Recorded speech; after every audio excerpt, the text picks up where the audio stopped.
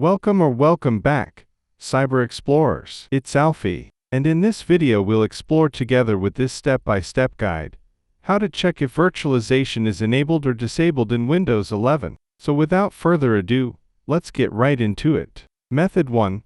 Open Task Manager by using Ctrl plus Shift plus Escape keys, or right-click the taskbar and choose Task Manager. Go to the Performance tab. If your processor supports hardware virtualization, you will see virtualization as enabled along with the other details, or otherwise disabled. If it does not support virtualization, you will not see Hyper-V or virtualization mentioned in the Task Manager. Method 2.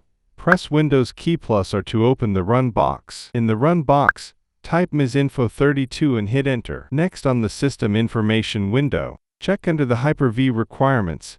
Check for virtualization enabled in the firmware option. If virtualization is turned off, it will show you no. If it's enabled, it will display yes. Method 3.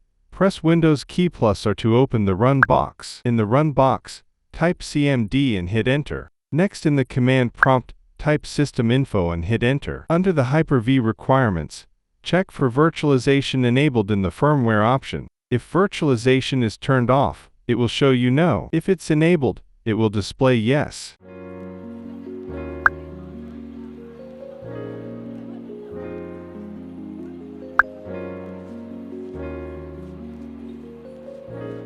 And that's it for today. If you found this video helpful, please give it a thumbs up, consider subscribing, and don't forget to activate the notification bell so you won't miss out on any new uploads. Thank you for watching, and I can't wait to share more with you. So, until next time, see you later.